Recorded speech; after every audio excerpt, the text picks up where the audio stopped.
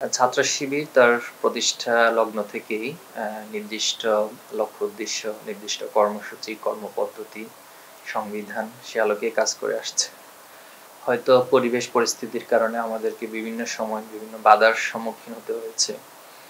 বিভিন্ন গোষ্ঠী বা দল আমাদের উপর তাদের আদর্শিক আক্রোশ মেটানোর চেষ্টা করেছে।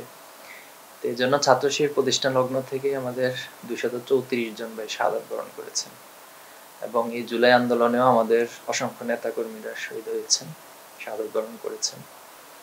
এরপরে আমাদের আহত পঙ্গুত্ব অনেক ভাইরা আছেন, চোখ হারা, পা হারা, বিভিন্নভাবে।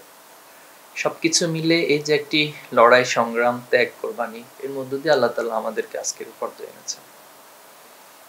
এক্ষেত্রে জুলাই আগস্ট একটি বড় ইতিহাস, বড় বাক পরিবর্তন, একটা টার্নিং পয়েন্ট আমাদের জন্য। আলহামদুলিল্লাহ আমাদের আগের কাজগুলোর ধারার আলোকে আমরা কাজ করে যাচ্ছি। এখন মানুষের কাছে আমরা নিজেদেরকে উপস্থাপন করাটা সহজ হচ্ছে, যেটা আগে আমরা করতে পারিনি বা আমাদেরকে করতে দেওয়া হয়নি। ইভেন আমাদের যে গঠনমূলক কাজগুলো আছে এটা মিডিয়াগুলো প্রচার করেনি। মাঝে মাঝে এমন হয়েছে কোনো মিডিয়া আমাদের কার্যক্রম প্রচারের কারণে তাদেরকেও সরকারের তিক্ততার সম্মুখীন হতে হয়েছে, বিভিন্ন ধরনের হ্যারাসমেন্টের শিকার হতে হয়েছে। তো সব মিলে আল্লাহ তাআলার ইচ্ছা আমরা চেষ্টা করে যাচ্ছি আমাদের কাজগুলোকে আরো বেশি ছাত্র বা শিক্ষার্থী বান্ধব করার জন্য। আমরা বর্তমান সময়ের যে জেনারেশন, এই জেনারেশন সাইকোলজিকে বোঝার চেষ্টা করেছি, তারা আসলে কি ধরনের কর্মসূচি প্রত্যাশা করে, তারা কেমন ছাত্র রাজনীতি প্রত্যাশা করে, ঠিক সেভাবে আমরা আমাদের টোটাল কার্যক্রমকে সাজানোর চেষ্টা করে যাচ্ছি। প্রথমত হচ্ছে জুলাই মানে হচ্ছে একটা আমূল পরিবর্তন। এটা হলো জুলাইয়ের প্রথম থিম। আমূল পরিবর্তনটা কি? আমূল পরিবর্তন হলো এই সমাজের, রাষ্ট্রের, রাজনীতির যে স্ট্রাকচার আছে এগুলো পরিবর্তন হবে, এখানকার কালচারগুলো পরিবর্তন হবে। শিক্ষা ব্যবস্থার মাঝে একটি উন্নতি, উন্নয়ন এবং বিশ্ব মাঝে আমাদের যেন অবস্থান আমরা তৈরি করতে পারি। আলহামদুলিল্লাহ আমাদের মেধার অভাব নেই, আপনি এটা খুব ভালো করে জানেন। আমাদের এই দেশ থেকে যারা বিশ্বের বিভিন্ন বিশ্ববিদ্যালয়গুলোতে যাচ্ছে তারা একাডেমিকলি অনেক সাউন্ড এবং অনেক ভালো করছেন, বিভিন্ন প্রফেশনাল জায়গাগুলোতে ভালো করছেন, টেকনোলজিতে তারা অনেক বেশি অবদান রাখছেন। তো সবকিছু মিলে আমরা যদি আমাদের স্ট্রাকচারগুলো ঠিক করতে পারি, কালচারগুলো ঠিক করতে পারি, তাহলে আমাদের এখানকার শিক্ষার্থীরাও এই দেশের জন্য অনেক বড় অবদান রাখার সুযোগ আছে। তো এটি হলো একটি বড় যে আমূল একটি পরিবর্তন হওয়া দরকার। এবং এখানে রাজনৈতিক যে কালচারটা, পারস্পরিক শ্রদ্ধা, সম্মান, এরপরে হচ্ছে একজন হয়তো তার আদর্শ ভিন্ন হতে পারে, কিন্তু ন্যূনতম একটি সৌহার্দ্যপূর্ণ পরিবেশ বিরাজ করবে। ছোটবেলায় আমরা এমনটাই দেখেছি সামাজিকভাবে, রাজনৈতিকভাবে, কিন্তু দিনে দিনে এই কালচারগুলো বেশ খারাপ বা কঠিন হয়ে গেছে, তিক্ত হয়ে গিয়েছে। তো আশা করছি এটার একটা পরিবর্তন হবে। এরপর আমাদের এখানে সাংবিধানিক যে প্রতিষ্ঠানগুলো রয়েছে এগুলোকে ধ্বংস করা হয়েছে। এখানে ফ্যাসিবাদ তার নিজের স্বার্থে এগুলোকে ধ্বংস করেছে অথবা রাজনৈতিক হাতিয়ার হিসেবে ব্যবহার করেছে। এজন্য মানুষের যে তিক্ততাটা জন্ম নিয়েছে এই প্রতিষ্ঠানগুলোর প্রতি, এটা রিকভারি করা বেশ জরুরি মনে করছি। তো সে আলোকে বর্তমান যে সরকার, আমার মনে হয় তারা চেষ্টা করছেন, কিন্তু আমি তাদেরকে পুরোপুরি ব্যর্থ বলবো না, তবে তাদেরকে আমি কিছুটা স্লো বলবো, দুর্বল বলবো এবং উদাসীন বলবো। ওকে, এটা আমার কাছে যেটা মনে হয়, তারা জুলাই বিপ্লবটাকে আসলে যেভাবে করে ওন করে রাষ্ট্রকে পরিচালনা করার প্রয়োজন ছিল, সে জায়গাটা তাদের মানসিকভাবে ঘাটতি রয়েছে।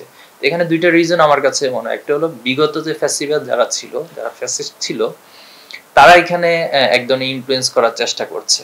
কারণ হাসিনা পালিয়ে গিয়েছে, কিন্তু তার দীর্ঘদিনের যে স্ট্রাকচারটা দাঁড় করাইছে, ফ্যাসিবাদী স্ট্রাকচার, সেটা তো পুরোপুরি নির্মূল হয়নি।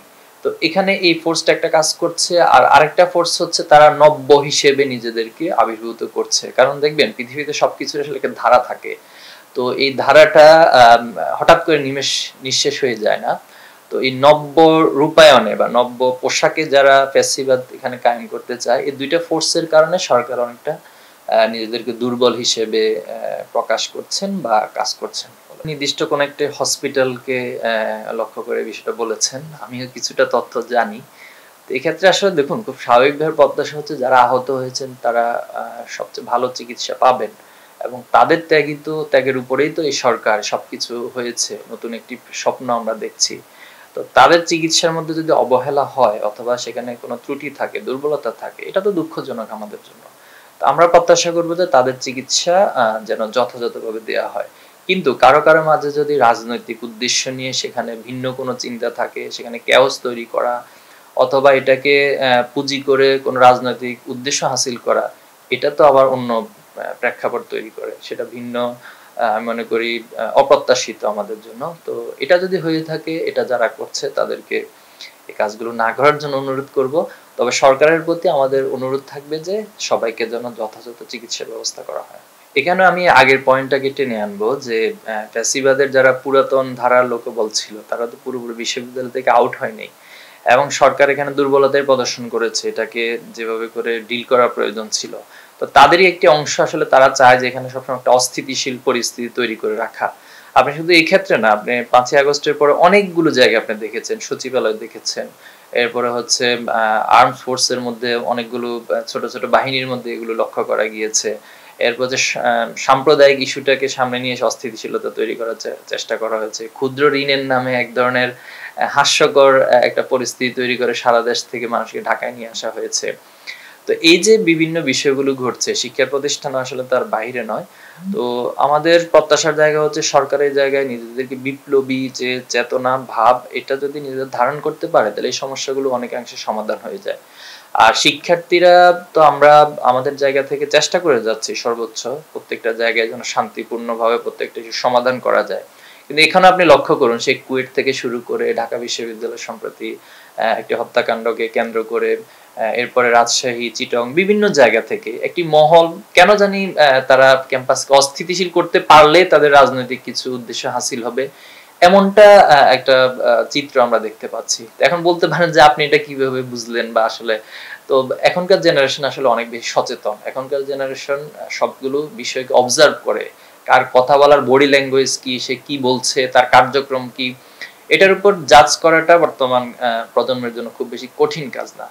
তো আমার মনে হয় যারা এই কাজগুলো করছেন তারা যদি একটু নিজেদেরকে উদার করতে পারেন, ভবিষ্যৎকে বাংলাদেশকে বিনির্মাণের জন্য প্রত্যাশী হতে পারেন, কাজ করতে পারেন, তাহলে এই সমস্যাগুলো অনেকাংশে সমাধান করা সম্ভব। যতটা না আসলে যুদ্ধ হয় তার চেয়ে আমার মনে হয় মিডিয়াগুলো এটাকে আরো বেশি করে প্রকাশ করে কিনা, এটা একটা বিষয়। আপনি যদি দুটি পক্ষকে কম্পারিজনে রাখেন অথবা কম্পারেটিভ একটা স্টাডি করেন, যে ছাত্র শিবিরের পক্ষ থেকে এখন পর্যন্ত দ্বন্দ্ব তৈরি করে অথবা বিদ্বেষ তৈরি হয় অথবা বড় ধরনের কনফ্লিক্টিং মোডে কোনো কিছু যায়, আমরা এমন কোনো কিছু বক্তব্য তো বলি না, আর আমরা চেষ্টা করি যে এই ধরনের কনফ্লিক্টিভ বক্তব্যগুলোকে সর্বোচ্চ এড়িয়ে যাওয়ার। আপনারা আমাদের অনেকগুলো কার্যক্রম দেখেছেন, আমরা বেশ কিছু প্রোগ্রামে ছাত্রদলকে আহ্বান করেছি, কিন্তু ওনারা আমাদের আহ্বানে সাড়া দেন না। এরপরে গত বছর এই রমজানে একটা ইফতার প্রোগ্রামে রাজশাহী ইউনিভার্সিটিতে গিয়েছি। তো দেখলাম ওনাদের একটা প্রোগ্রাম হচ্ছে কোরআন রিসাইটেশন প্রোগ্রাম কম্পিটিশন। তো আমি নিজেই সেখানে নিজের পক্ষ থেকে গিয়েছি। তো এই যে রাজনীতির একটি সুন্দর সৌহার্দ্যপূর্ণ মনোভাব পোষণ করা, উদারতা, এটা বেশ প্রয়োজন। তো ছাত্রদলের ক্ষেত্রে আমার কাছে মনে হয় যে ওনাদের কাছে আসলে গঠনমূলক কোনো এজেন্ডার অভাব রয়েছে কিনা, এই কারণে ওনারা জাস্ট কনফ্লিক্টিং অথবা রাজনৈতিক কারণে কিছু বক্তব্য দেন কিনা, এটা ওনারা ভালো বলতে পারবেন। আরেকটা বিষয় হতে পারে হচ্ছে ওনাদেরকে যারা বুদ্ধি পরামর্শ দিচ্ছে, যারা অতীতে ফ্যাসিবাদকে বুদ্ধি পরামর্শ দিয়েছিল কিছু বাম গোষ্ঠী বা যারা এই বুদ্ধি পরামর্শগুলো দেয়, তাদের আসলে উদ্দেশ্য নিয়ে আমাদের যথেষ্ট সন্দেহ রয়েছে, এবং এই পরামর্শগুলো যারাই গ্রহণ করেছে তারাই ভুল পথে পরিচালিত হয়েছে। তো আমি ছাত্রদলের প্রতি অনুরোধ করব, আপনারা আপনাদের বুদ্ধি পরামর্শগুলো কোথা থেকে আসছে এবং কি পরামর্শগুলো গ্রহণ করবেন এই বিষয়ে অনেক বেশি সচেতন হবেন, তাহলে এটাই আপনাদের জন্য ভবিষ্যৎ রাজনীতির জন্য ভালো হবে। ডেফিনেটলি একসাথে আমরা বারবার বলেছি বক্তব্য, যারাই ফ্যাসিবাদের বিরুদ্ধে লড়াই করেছে অথবা দীর্ঘদিন ফ্যাসিবাদ দ্বারা আক্রান্ত হয়েছে, আমরা সবাইকে সাথে নিয়ে যে কোনো সময় বসতে পারি, কথা বলতে পারি, কাজ করতে পারি, সবকিছু করতে পারি। দেখুন, এখন ভালো কাজের ক্ষেত্রে যদি সবাই একসাথে কাজ করে তাহলে একজন একজনের পরিপূরকই হবে। দেখুন, আপনি একটা ভালো কাজ করছেন, আমি একটা ভালো কাজ করছি, তাহলে দুইজনের ভালো কাজটা একসাথে হয়ে ভালোর পরিধিটা বৃদ্ধি পাবে। তো এনসিপি যদি তাদের জায়গা থেকে কোনো ভালো কাজ করে, আমাদের সহযোগিতা চায়, নিঃসন্দেহে আমরা সেক্ষেত্রে সহযোগিতা করতে রাজি আছি। শুধু এনসিপি নয়, অন্য যে কোনো রাজনৈতিক দল, যে কোনো ছাত্র সংগঠন অথবা যে কোনো সামাজিক সংগঠন, তারা আমাদের কাছে বাংলাদেশের স্বার্থে এবং বাংলাদেশের উন্নয়নের স্বার্থে এবং ইসলামের স্বার্থে যারা আমাদের কাছে যে কোনো সহযোগিতা চাইবে, ছাত্র শিবির সবার সাথে কাজ করতে প্রস্তুত। ছাত্র সংঘ নির্বাচনটা যদি সবসময় কন্টিনিউ থাকতো, তাহলে ছাত্র রাজনীতির আজকে যে একটা বেহাল দশা অথবা ছাত্র সমাজের ছাত্র রাজনীতির যে একটা ট্রমা, মানসিক ট্রমা, এটা কখনো তৈরি হতো না। তো এটা তৈরি হয়েছে মূলত যারা ক্ষমতাসীন দল ছিল তারা তাদের ছাত্র সংগঠনকে এক ধরনের লেজুর ভিত্তির মতো করে ব্যবহার করা এবং লাঠিয়াল বাহিনী হিসেবে ব্যবহার করার জন্য তারাই মূলত ছাত্র নির্বাচনগুলো হতে দেয়নি। তো এই কারণে ছাত্রদের প্রকৃত প্রতিনিধিরা কখনো ছাত্র ক্যাম্পাসগুলোতে আসলে নেতৃত্বে উঠে আসতে পারেন না। আসার কারণে যেটা হয়েছে যে ছাত্রদের কাছে, শিক্ষার্থীদের কাছে দায়বদ্ধতার জায়গাটা কখনো নেতৃত্বরা ফিল করেনি, বরং যে দলীয় আধিপত্যের মধ্য দিয়ে সবসময় ছাত্র রাজনীতির প্র্যাকটিস আমরা দেখেছি। এই জন্য ছাত্র শিবির খুব বোল্ডলি বলছি, ক্লিয়ারলি বলছি, 5ই আগস্টের পরে যে পরিবেশ আমরা পেয়েছি এবং শিক্ষার্থীদের আন্দোলনের সূত্র থেকে বাংলাদেশে বড় ধরনের একটি অভ্যুত্থান হয়েছে, বিপ্লব হয়েছে, যে ভাষা আপনি বলুন। তো এখানে ছাত্র সংসদ নির্বাচনটা এখন সময়ের দাবি এবং প্রত্যেকটা জায়গায় আপনি যদি ক্যাম্পাসগুলোতে গিয়ে শিক্ষার্থীদেরকে জিজ্ঞেস করেন, তারা সকলে ছাত্র সংসদ নির্বাচন চায়। তাহলে আপনি কোন অদৃশ্য শক্তির বলে অথবা কার ইশারাতে এই ছাত্র সংসদ নির্বাচন হচ্ছে না, এটা আমাদেরও কোশ্চেন, ছাত্র সমাজেরও কোশ্চেন। তো ছাত্র শিবির আমরা খুব দৃঢ়ভাবে বলছি, দ্রুত সময়ের মধ্যে প্রশাসন ইতিমধ্যে যে উদ্যোগগুলো নিয়েছে ডাকসু সহ আর অন্যান্য ইউনিভার্সিটিতে, আমরা চাই যে উদ্যোগগুলো যথাযথ বাস্তবায়ন হবে এবং যারা এখন উদ্যোগ নেয়নি সেই ক্যাম্পাসগুলোতেও দ্রুত সময়ে সবাই উদ্যোগ নিবে এবং ছাত্র নির্বাচন অনুষ্ঠিত হবে। ছাত্র শিবির আমরা ছাত্র সংগঠন, কিন্তু বাংলাদেশের রাজনীতি, বিশ্ব রাজনীতি সম্পর্কে আমরা সচেতন থাকার চেষ্টা করি। বাংলাদেশে বিগত 3টি ইলেকশন তো আসলে কি হয়েছে বা তার আগে কি হয়েছে এটা সবাই জানি। আমরা এখনো কখনো ভোট দিতে পারিনি, আমাদের মানে ভোটাধিকার, বিশাল একটা জেনারেশন আসলে ভোট দিতে পারে। তো তাদের আকাঙ্ক্ষা রয়েছে তারা একটি সুন্দর, ফেয়ার এবং ফ্রি ইলেকশন হবে, সেখানে তারা স্বতঃস্ফূর্তভাবে ভোট দিবে, একটা উৎসবমুখী পরিবেশ বিরাজ করবে, এটা আমরা চাই।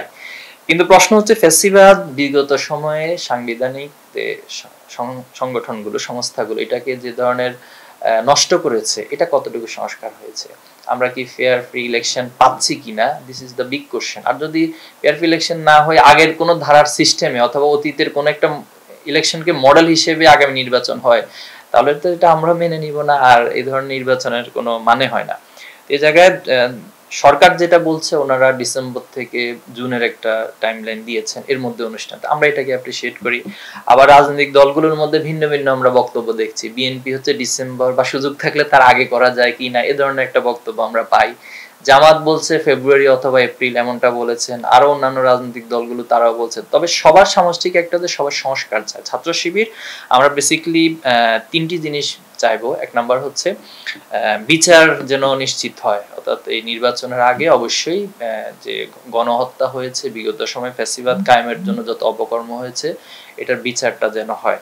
নাম্বার 2 হচ্ছে আমরা চাই যে এখানকার যে সাংবিধানিক প্রতিষ্ঠানগুলো, এগুলোর যেন যথাযথ একটা সংস্কার হয় এবং এই সংস্কারের মধ্য দিয়ে যেন সুন্দর পরিবেশ নিয়ে। নাম্বার 3 হচ্ছে কালচারাল একটা পরিবর্তন আমরা চাই, রাজনীতিতে বলুন, সেটা সমাজনীতিতে বলুন, সমাজ ব্যবস্থায় বলুন, সব জায়গায় আমরা চাই যে সবার মানসিকতার একটা পরিবর্তন দৃশ্যমান হোক।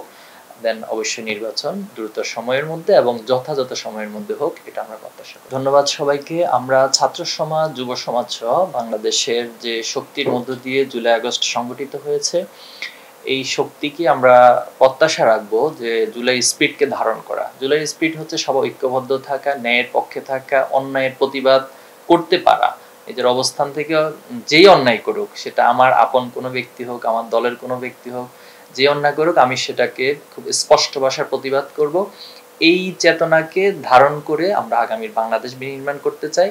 আর এই আগামী বাংলাদেশ বিনির্মাণের জন্য সবচেয়ে বড় ঘাটতি বিগত আমরা যেটা দেখেছি, যে জেনারেশনের মধ্যে সততা এবং দক্ষতা এবং দেশপ্রেম, এই 3টে জিনিসের কম্বিনেশনের অভাব রয়েছে। পার্টিকুলারলি সৎ, দক্ষ, দেশপ্রেমিক আলাদা আলাদা ছিল, কিন্তু ছাত্র শিবিরের যে ভিশন, সৎ, দক্ষ এবং দেশপ্রেমিক নাগরিক তৈরি করা, আমরা ছাত্র সমাজ সহ যুব সমাজকে এই 3টি জিনিসের কম্বিনেশন করে নিজেদের যোগ্যতার মাধ্যমে এই দেশকে আমরা এগিয়ে নিয়ে যাব এবং এই দেশকে আমরা পৃথিবীর বুকে একটি মর্যাদাশীল রাষ্ট্র হিসেবে প্রতিষ্ঠা করব। সবাইকে ধন্যবাদ। আসসালামু আলাইকুম ওয়া রাহমাতুল্লাহি ওয়া বারাকাতুহু।